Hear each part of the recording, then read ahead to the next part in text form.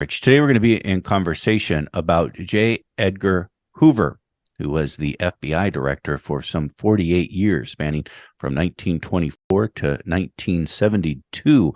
My guest for this conversation is Beverly Gage. Beverly Gage is professor of history at Yale University. She's the author of the book that we will be in conversation about called GMan, J. Edgar Hoover and the Making of the American Century. Her previous book is called The Day Wall Street Exploded, a story of America in its first age of terror. We'll ask her about that book because it's also related to this book about G-Man and J. Edgar Hoover. Beverly Gage, it is a great pleasure to welcome you to this radio program. It's great to be here. I want to begin by quoting you from the introduction of your book, because I think it really sort of encapsulates J. Edgar Hoover and talking about Hoover in kind of a different way than we, I think, have talked to him about him, at least in my lifetime. I was born in 1972, and whenever I hear anything about J. Edgar Hoover, it's always a very negative aspect about him, and you don't deny any of those things, but life is always more complicated than oftentimes how we talk about it in the public sphere. So you write this, quote, "If Hoover had decided to step down in 1959, after 35 years at the FBI's helm, we might remember him differently as a popular and well-respected government official, often cruel and controversial, but a hero. Instead, he stayed on through the 1960s and emerged as one of history's great villains, perhaps the most universally reviled American political figure in the 20th century." Can you expand on that quote for me? Yeah, well, as you say, Hoover had this really remarkable career that went from 1924 to 1972 as FBI director. And that alone was one of the kind of astonishing facts that drew me into writing the book. But most of our public memory now of Hoover, most of what people think about and associate with Hoover, comes from this period in the 1960s when he became very controversial, when his attacks on the left became much more widely known and much less popular than they had been. And then there's this moment after he died in the mid-70s in the wake of Watergate and other scandals that these investigations into the intelligence establishment really exposed some of the worst parts of Hoover's career. So it was fascinating to me in doing this book, as someone who was also born in 1972, to go back and see this earlier period of his life, to think about how he built his power, to see how popular he actually was, even when he was doing what we might consider pretty outrageous and controversial things, even at the height of the Red Scare of the 1950s, for instance.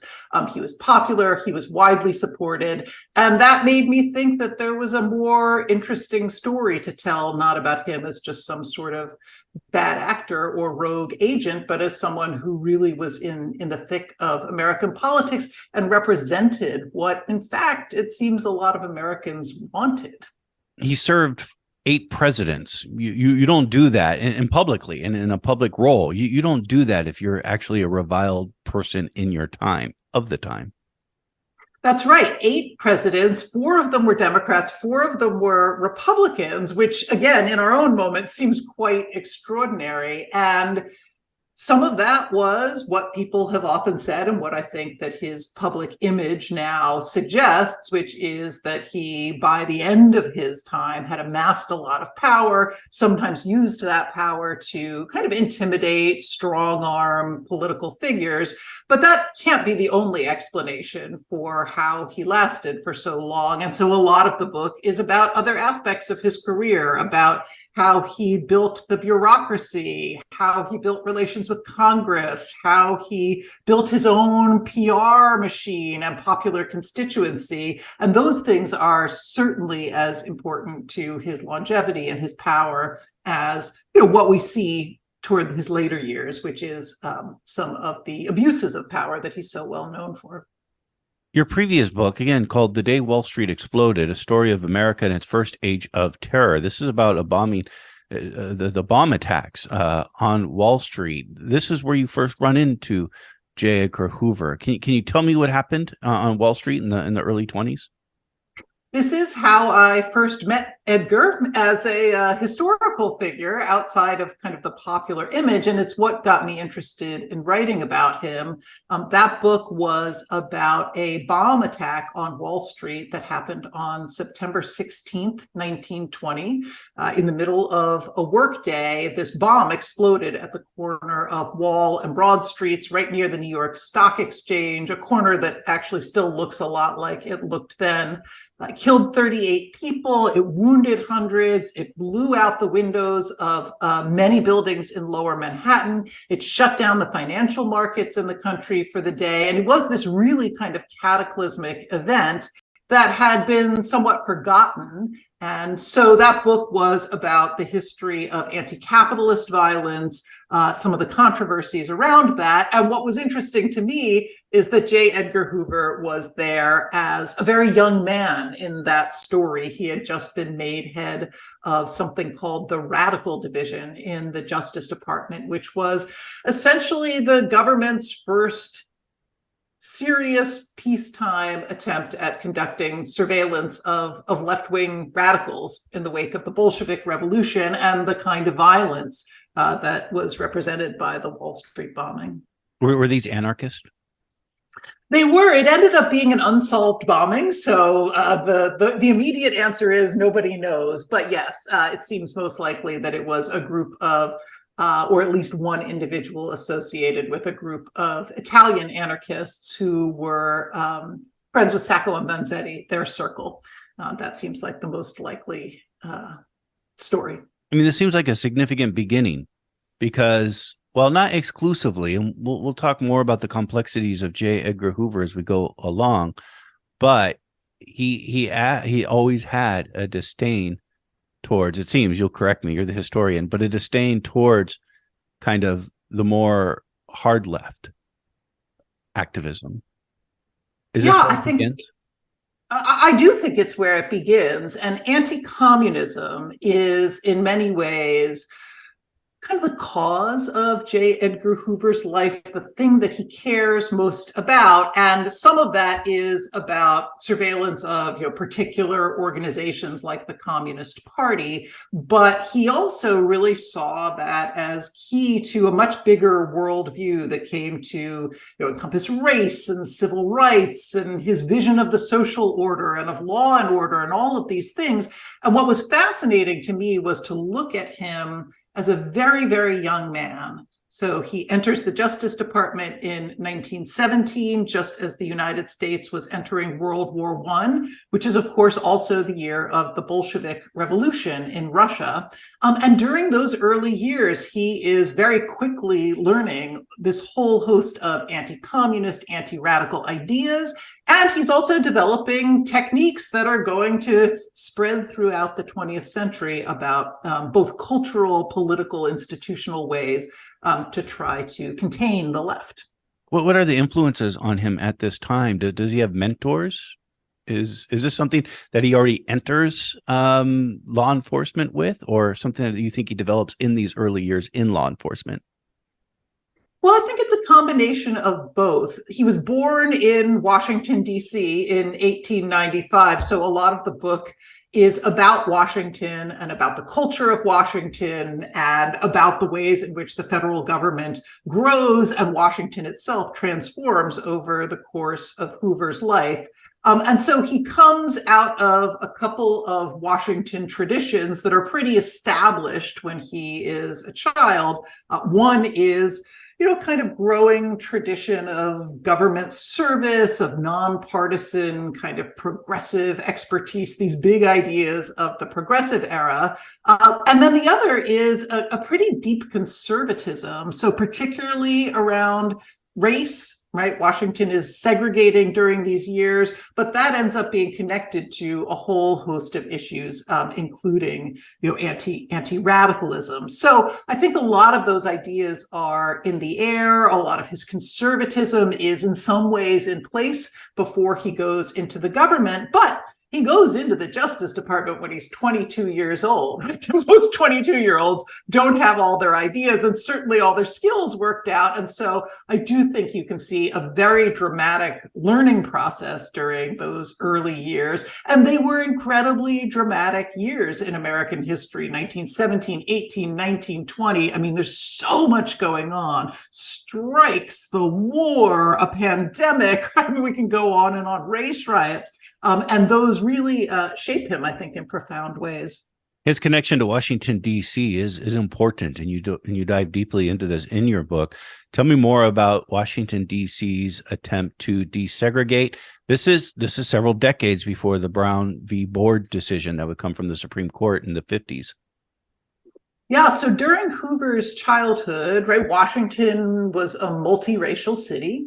But it was a city that was undergoing the process of racial segregation. And that was not a fixed thing, right? That was a process. And Hoover's childhood was very much shaped by that process. He went to segregated public schools.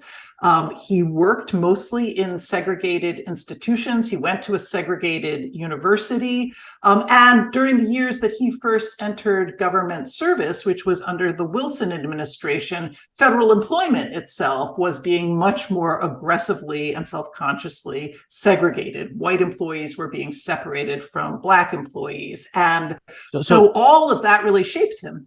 So, okay, that's important then. I think I misunderstood there. It's not. In the early 20th century, Washington, D.C. isn't moving towards desegregating, it's moving towards segregating. Correct. Washington is basically a southern town. It is as segregated as most southern cities. And of course, even when that's happening in the early 20th century, there are lots of people who are saying, wait a minute, this is the capital of the United States. Is this really democracy? Is this really the way to organize a society? But for most of Hoover's life, and for much of the 20th century, our national capital and its institutions, its restaurants, et cetera, were segregated. That's important to think about, moving towards segregation. I think we always think about moving away from segregation in the long arc of history. But there was a moment in the early 20th century where we're moving towards increasing segregation. And this obviously is happening in D.C. That's right. And one of the institutions that really caught my attention in thinking about Hoover was his college fraternity. He stayed in Washington and went to George Washington University, which at the time was sort of a night school for future government servants. He was going to law school there. But he joined a fraternity called Kappa Alpha, which was an explicitly Southern fraternity, an explicitly segregationist fraternity. And in fact, some of its alums were among the most famous segregationist figures in the United States. One of them was Thomas Dixon, who wrote the novels that became the basis for Birth of a Nation, which came out in 1915, when Hoover was in college, this kind of famously racist glorification of the Ku Klux Klan. So he's just deep in all of that, as is much of Washington. That's interesting. Talk to me about J. Edgar Hoover becoming director of the FBI in 1924. Still a very young man. I don't know if this is being young in the early 20th century, but certainly be young for today.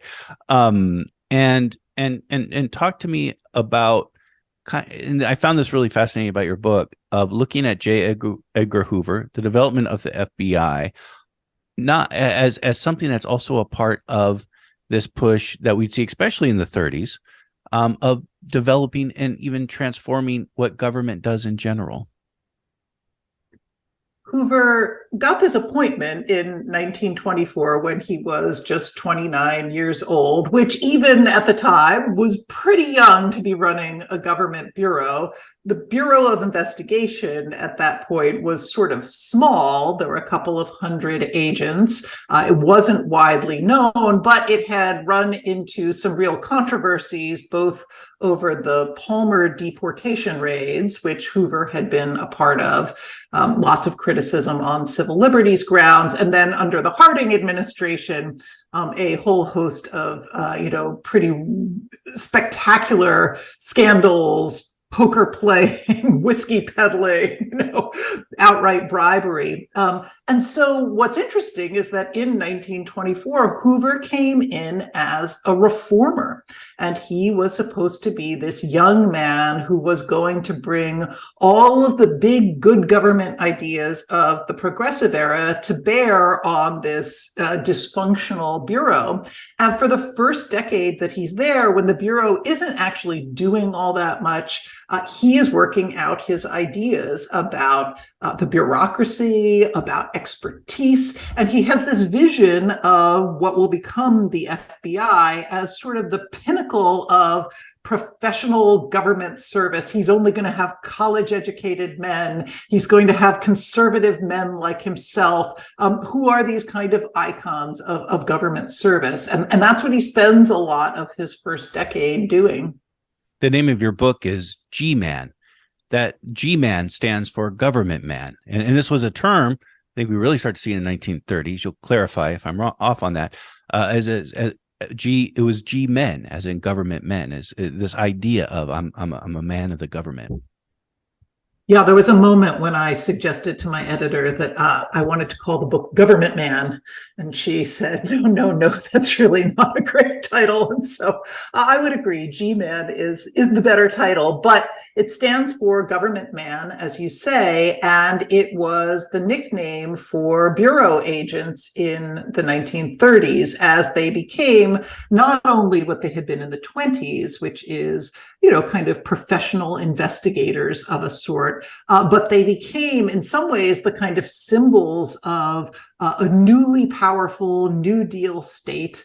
We tend to think about things like Social Security or social welfare, the Works Progress Administration, when we think about the New Deal, but there was a big, quote unquote, war on crime that was also part of the New Deal and part of Franklin Roosevelt's vision of a kind of empowered federal government. And the FBI gets its name in 1935. Hoover becomes a national celebrity. They start carrying guns and fighting crime in a different way, going up against big figures like John Dillinger. And that's where this vision of the government man comes from. But it's really interesting to me to think about the FBI as a New Deal agency, which isn't really how we often think about it. Well, you mentioned Hoover is a conservative person, but again, we'll get into the complexities, and there are complexities here to talk about, but he is a very deeply conservative man. And we remember today FDR as sort of a progressive icon. Yeah, one of the things that really fascinated me in looking at Hoover's career was, though Hoover himself is an ideological conservative and very outspoken about that for much of his life, the presidents who really did the most to expand the FBI and to empower Hoover personally were the great liberal and progressive icons of the 20th century. It's Franklin Roosevelt in the 1930s and 1940s during the New Deal, Depression, and the war. And then it's Lyndon Johnson in the 1960s, who exempts Hoover from what was then the mandatory federal retirement age of 70, keeps him on, pushes him into all sorts of new areas of work, including civil rights. For Lyndon Johnson, by this time, I think Hoover has a reputation. If this is just in the movies, you'll let me know, but has a reputation as you don't want to cross him.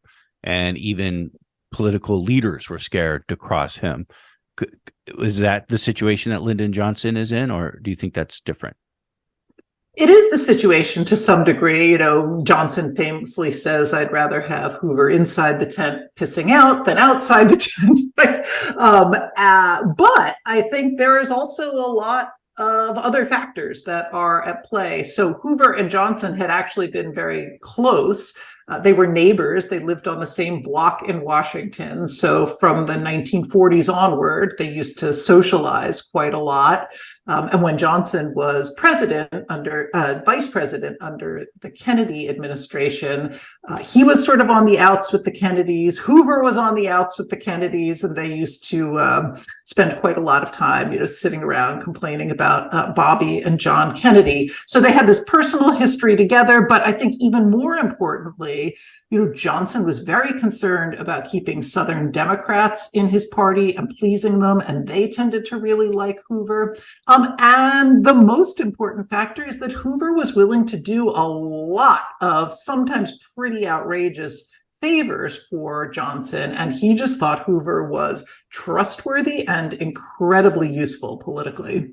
What were those outrageous favors that he did for Lyndon Johnson? Well, I think the most outrageous was that in 1964, at the Democratic Convention in Atlantic City, Johnson was very concerned about civil rights activism disrupting the convention. And he was particularly concerned about a group called the Mississippi Freedom Democratic Party, which was a group of civil rights activists who had come to Atlantic City to try to unseat the all-white delegation from Mississippi. Johnson wanted the nomination. He wanted a smooth convention. And so he turned to Hoover and asked Hoover to set up a special squad at the Democratic Convention to spy on and report back to him about the activities of civil rights leaders like Martin Luther King, like the Student Nonviolent Coordinating Committee. And in fact, the FBI sends in its informants, it sends in agents. They are reporting back to the White House many times a day, from wiretaps, bugs, informants, surveillance. They're dressed up as fake news reporters, interviewing civil rights activists, etc. Now, this is exactly the moment that Johnson is becoming a civil rights hero,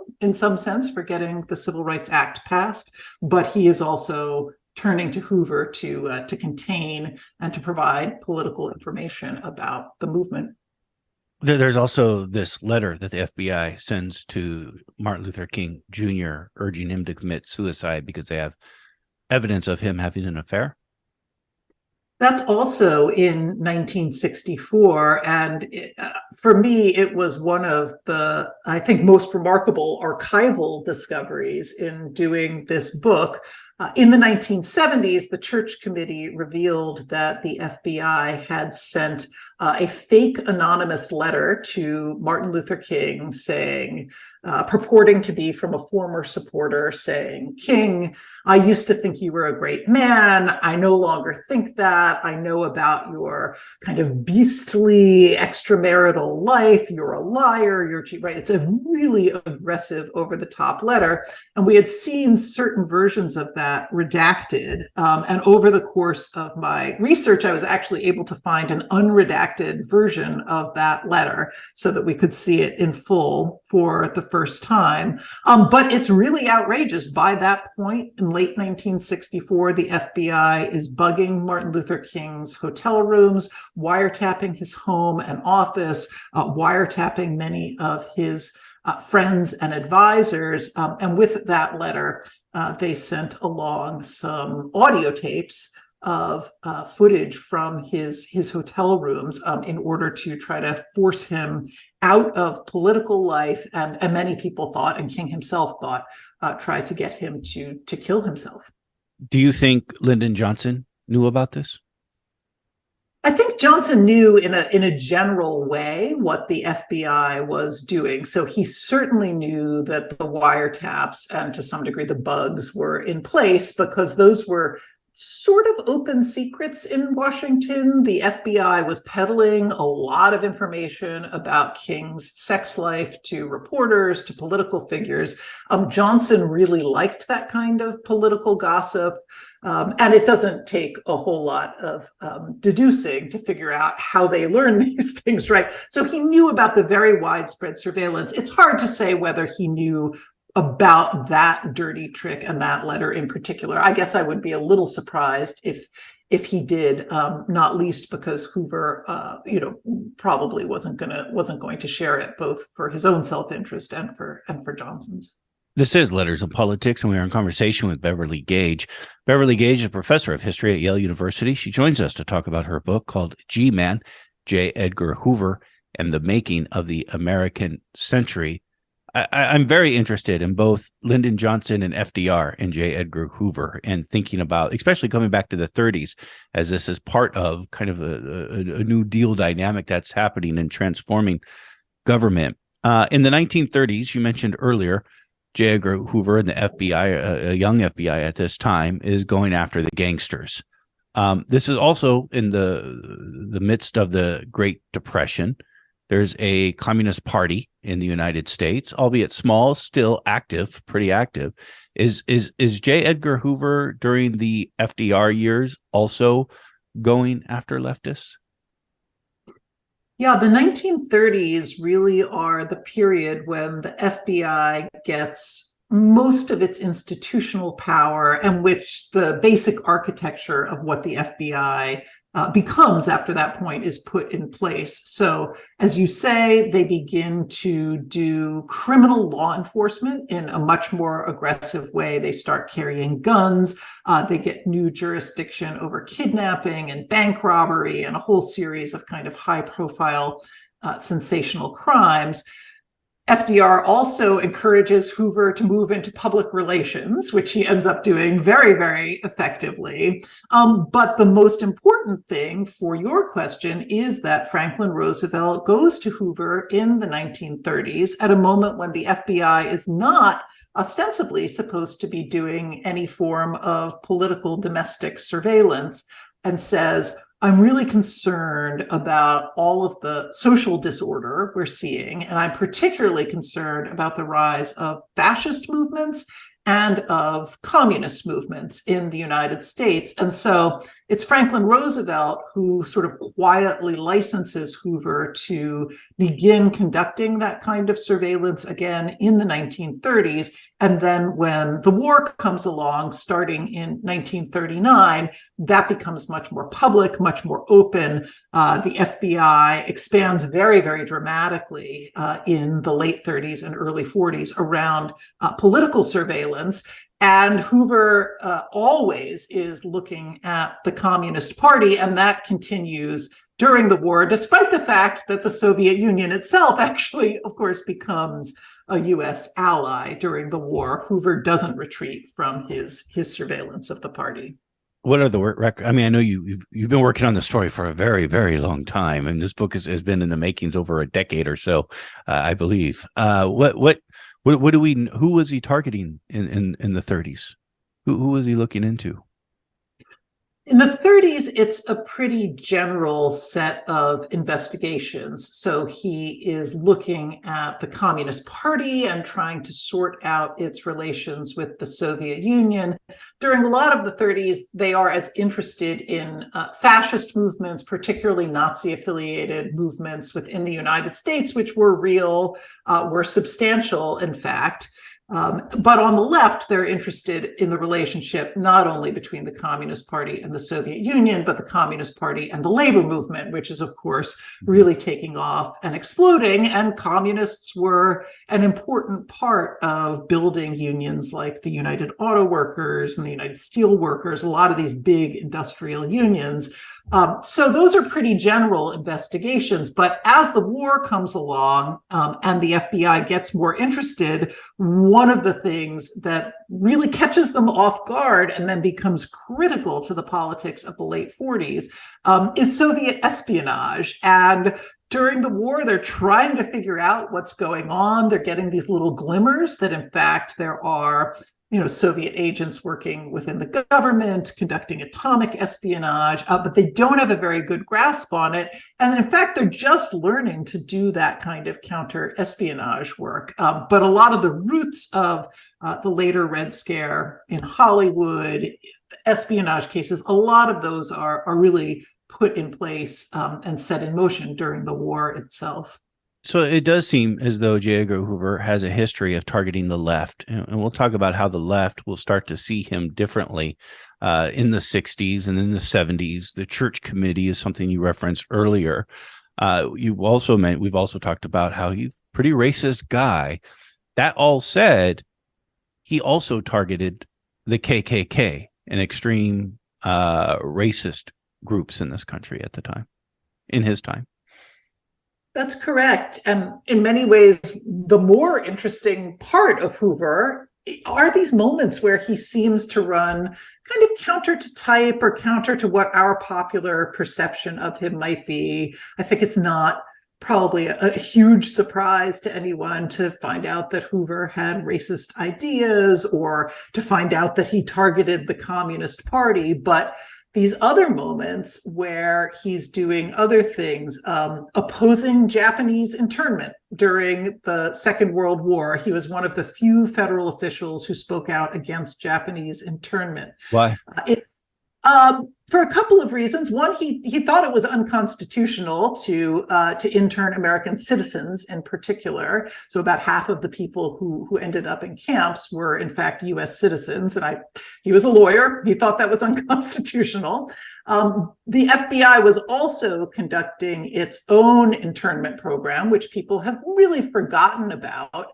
But that targeted individuals who the Bureau had decided were dangers to the nation for one reason or another. So that included some Japanese citizens, but it also included German citizens, it included Italians.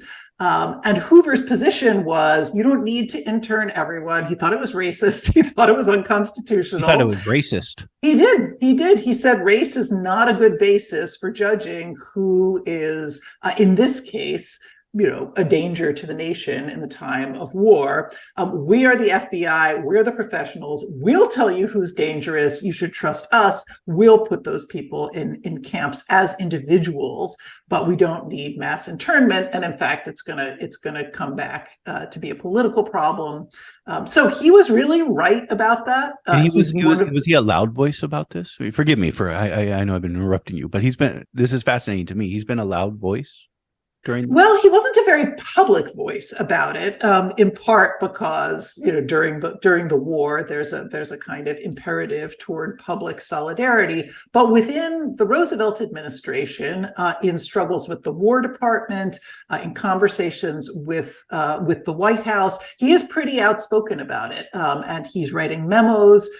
He is having meetings about this, along with the Attorney General at the time, who also took this position, Francis Biddle. But they are among the only people in the government who are making this argument, right? Franklin Roosevelt supports Japanese internment. Figures like Earl Warren in California is support. So in a funny way, we have these progressive liberals icons today. Yep. Exactly, who are on the wrong side of that, and J. Edgar Hoover's on the right side. And tell me about the FBI in his time and under his leadership going after the KKK. This is another interesting case where you wouldn't necessarily think about Hoover doing what, in fact, he does. In the 1940s, we see a pretty aggressive campaign by the FBI to investigate lynchings in the South.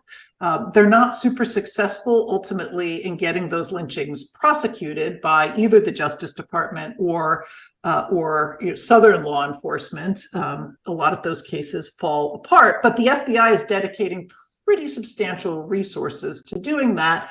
And then even more interestingly, I think in the 1960s, specifically in 1964, the very moment that they are sending that letter to Martin Luther King, that they are at the Democratic Convention, conducting surveillance for Lyndon Johnson, they are also engaging in pretty aggressive campaigns against the Ku Klux Klan, against neo-Nazi groups, white supremacist groups, kind of far-right militia and vigilante groups. And they are using some of the pretty outrageous tactics that they're using against the left, against those groups as well. So those groups are part of COINTELPRO, which is the FBI's kind of disruption campaign against social movements and political organizations. And they're just doing all of that to the Klan as well. And it's really working. Is it part 60s. Of COINTELPRO? Is going after the Klan also part of COINTELPRO? It is. So in 1964, COINTELPRO is the big sort of umbrella category, and then there are subsets, and the FBI starts a program called COINTELPRO White Hate to go after these far-right and white supremacist groups. And they're doing all the same things: anonymous letters, wiretaps, bugs, spreading rumors, fake news articles, right? Informants, disruptive tactics. They're aiming a lot of that at the Klan, as well as at the movements of the left during these years. That's really interesting. And J. Edgar Hoover, it seems like he's a man who is just against change, period. I think he did conceive of himself as a defender of the established order. Right? It's one of the reasons that he was able to move back and forth between Democratic and Republican administrations, because he understood himself to be, in many ways, defending the status quo, defending those who are in power in office, although sometimes he didn't like them, and it wasn't universally true that he did that. But yeah, I think he saw himself as a defender of established social hierarchies. He spoke a lot about this thing called the American way of life, that he understood himself to be one of the great defenders of.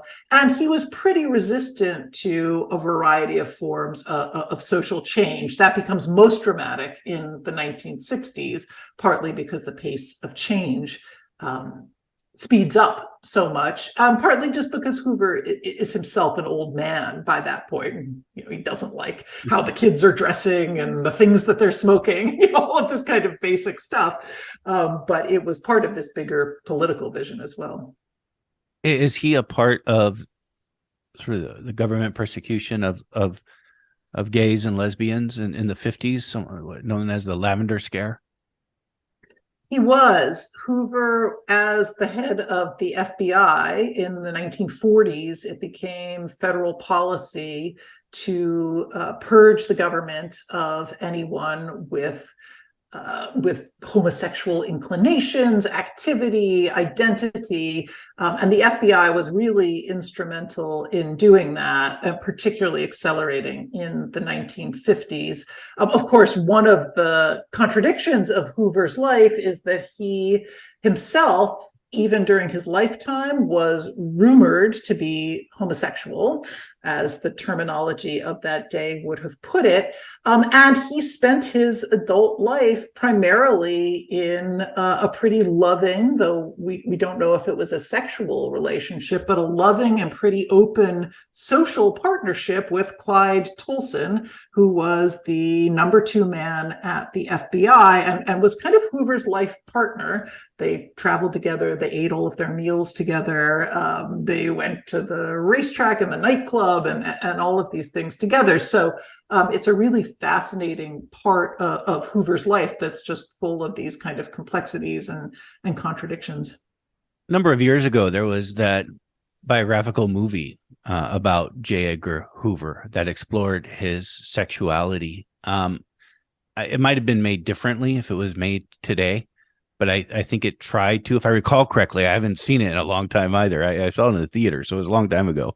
But if I recall correctly, the film almost made it seem a bit of a sort of gave it a strange quality to his sexuality.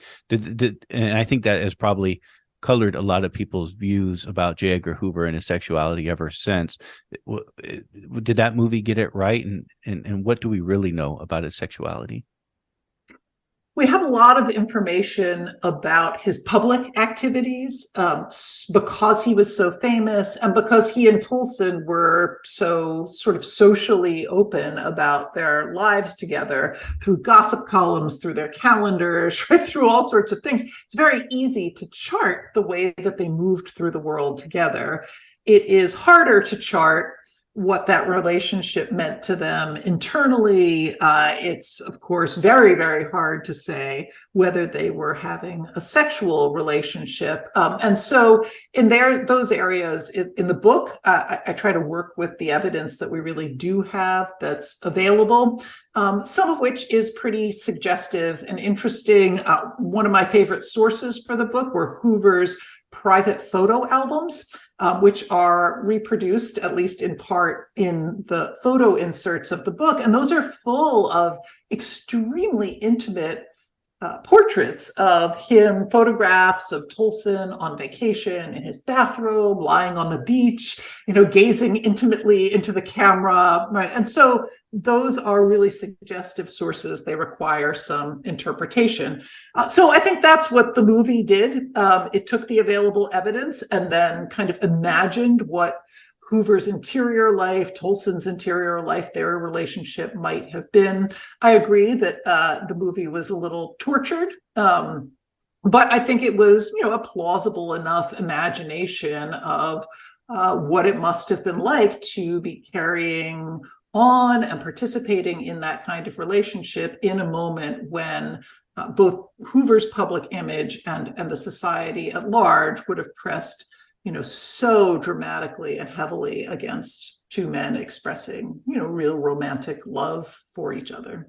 I think a real important point to really, and we've talked about it previously, but I just want to come back to it because I think it's important to press this point, is Hoover today is, as you say, has been villainized. He's seen as a villain, and with reason, with great reason to do it.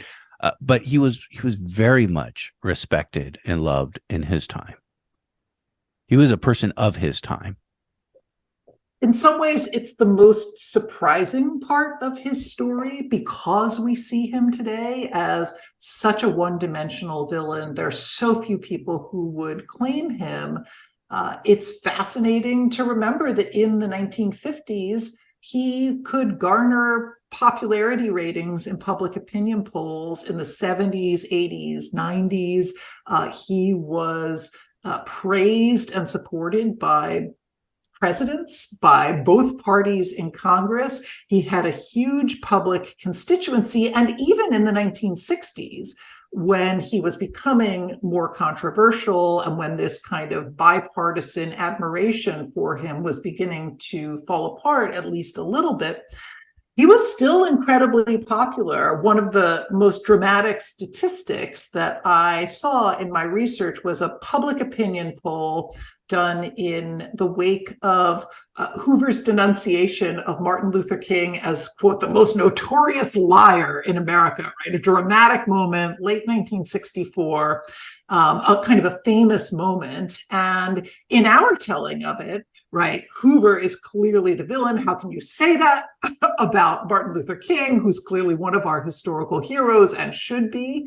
But if you look at public opinion polls in that actual moment, 50% of Americans said they thought Hoover was on the right side of that debate. 16% said that they agreed with King, and then a lot of people said that they didn't know. And so we can narrate our history in one way, but at the moment, even in 1964, Hoover's a pretty popular figure, and we should think about what that means. Tell me more about how this bipartisan support and admiration of J. Edgar Hoover starts to fall apart in the 60s and the 70s. And this would be a lot with what we'd consider to be the quote unquote new left, the emergence of the new left. That's right. As the movements of the 60s begin to emerge, the civil rights movement, the anti-war movement, and as the character of the parties starts to change a little bit as well. If you look at the 40s and 50s, we have a Democratic Party that has the white South still inside of it. In some ways, is the more liberal party. In other ways, is still a pretty deeply conservative party. And the Republican Party at the time has the same kind of mix of liberals and conservatives. So they weren't really ideological parties in the way that we understand them, but that begins to change in pretty dramatic ways in the 1960s as well. So as all of that is changing, and as Hoover's getting older and I think becoming less effective, there's a lot of criticism coming from the left about what the FBI is up to. And Hoover's pretty outspoken about his disdain for the new left, the anti-war movement, the civil rights movement, particularly Black Power movements when they come along in the late 60s. And so at that point, certainly the left begins to critique Hoover much more openly, and the Democratic Party begins to become a little bit less engaged with him as well. What was the important in remembering J. Edgar Hoover and our public perception of him? What was the importance of what was called the Church Committee? This was a committee headed by Senator Frank Church. Who was he a Republican? Frank Church? No, I think Frank Church was he a Democrat? Okay, yeah. All right. Forgive me on that part. But tell me more about the Church Committee and what it did. The Church Committee came along in 1975 and 76, which was 3 years after Hoover's death. And they're really important, both for the politics and the public perception of the FBI, and then also just for what it is that we now know about Hoover and the FBI. So one of the outstanding features of Hoover's life, and one of the reasons he was able to kind of amass the power that he did, is that there were very few mechanisms of control during his lifetime. So there were no congressional intelligence committees, there was no Freedom of Information Act, there were no investigations of the FBI, and Hoover was very protective of FBI files. And so almost no one outside the Bureau could get access to what was really happening inside the Bureau. Now, he was pretty public about a lot of it, but the details weren't available, and there were no mechanisms that could make that possible. So after Hoover's death and in the wake of Watergate, the Church Committee comes along and they begin investigating not only the FBI, but the CIA and the Army and the NSA. They begin looking into the Kennedy assassination, the King assassination. I mean, it's really crazy what they come up with, what they find, from overthrowing governments to... Right. It's stunning information. So it's not just the FBI, right? They find the CIA's assassination plots and, LSD plots. I mean, all sorts of things. But on the FBI, they are really the ones who are able to document and expose things like the FBI's campaigns against King, like the FBI's campaigns against the Black Panthers, the anti-war movement. And I think that that's the moment that Hoover becomes set in our mind around those particular issues. A lot of it is because of the Church Committee. Yeah, and it's the reforms that come out of the Church Committee's investigation is how we get these intelligence committees that are supposed to do oversight of these CIA, FBI, other intelligence agencies. This is, it seems to me, how the left and the right view at this time in the 70s and into the 80s sort of solidifies for the next few decades. The Republicans and the right in general seem to have a more favorable view towards the FBI, probably not the far right, but sort of the more mainstream right. The left is more suspicious of the FBI because of this. And I remember covering the war on terrorism. There are a lot of criticism towards the FBI's and its surveillance and its actions towards Muslim Americans and Arab Americans in this country during the war on terror. So this view of how the left and right see the FBI is pretty solid for, it seems, decades. I'm sure there's exceptions. But then comes the election of Donald Trump. And then comes the last 6 years. And it has seemed to flip. We are now hearing Republicans in Congress calling for another church-style investigation into the FBI, whether the FBI is, involving itself in politics. We have seen recently FBI being very much communicating a great deal with Twitter over content that's going out on Twitter. And now it seems it's the right that is very untrustworthy, or just doesn't trust the FBI, and the left, not more the far left, but the mainstream left, Democrats, that have once again become FBI backers. And in some ways, this isn't historic. It might be an anomaly for the last 30, 40 years, 50 years, but it's not an anomaly historically. I mean, you mentioned, again, the connection between both Lyndon Johnson and FDR to the FBI. How do you make sense of what's happening right now? Well, you're absolutely right that if you look at public opinion polls about the FBI, for the first time in half a century, Democrats like the FBI much, much better than Republicans do. And that's been pretty consistent since Donald Trump came into office, but is a radical change from what we've seen since the 1960s and 70s.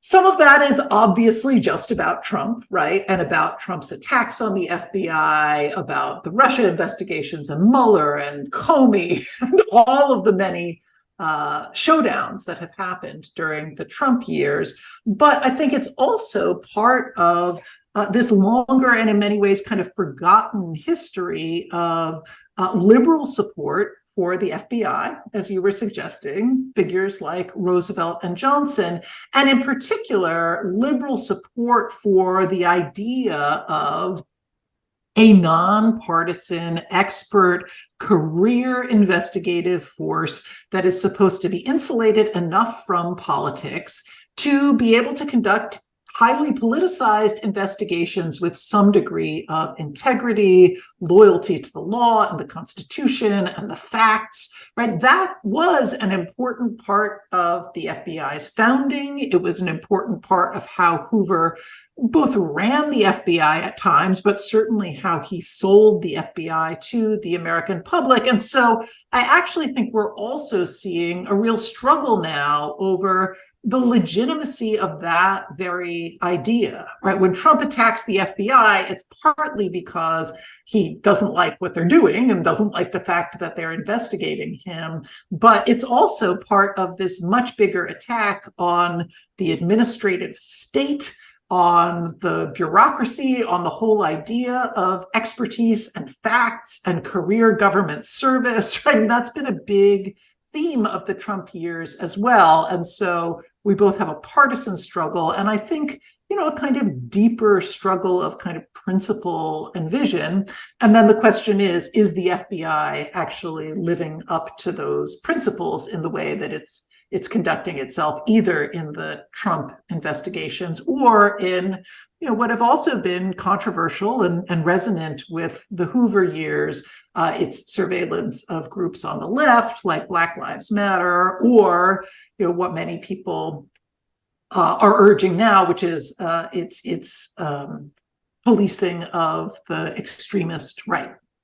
Yeah, it just seems to me right now where we look at it in a partisan lens, and I wonder if that's a bit dangerous on both sides. I agree with you that part of the attack by Trump on the FBI is a part of the attack against government in general, but at the same time, we do know that the FBI is using informants and right-wing groups, and maybe people are okay with that, but people who are okay with that now were not okay with that when it happened to the left. And again, I don't know, should the FBI be communicating with social media organizations about what content's going up on their site? I do think one of the really dramatic lessons of the Hoover years, of those 48 years that he was in power at the FBI, are the malleability of techniques, right? So in the 1950s, most Americans, including most liberals, were okay with what Hoover was doing to the Communist Party, right? The Communist Party was seen as illegitimate, outside the bounds of proper democratic functioning. And while there were people on the left who were obviously very critical of the Bureau, a lot of mainstream liberals weren't. They supported what the FBI was doing. And then the 60s came along, and those techniques that the FBI had learned through its targeting of the Communist Party then spread out to a whole bunch of other groups, right? It becomes the basis for what's happening in its surveillance and disruption of the civil rights movement. It also becomes the basis for what's happening in its surveillance and disruption of the right. So there are a set of subjective judgments to be made about what's legitimate and what's not, and the character of particular groups. But there is also, I think, a deep and pretty consistent story about techniques floating from one group to another, and that's a pretty basic civil liberties argument, I think. Beverly Gage has been our guest again. Beverly Gage is Beverly Gage is a professor of history at Yale University. She joins us for a conversation on her book, GMan, J. Edgar Hoover and the Making of the American Century. Beverly Gage, I've enjoyed our conversation very much, and I thank you for taking this time to talk to me today. Great. I enjoyed it too.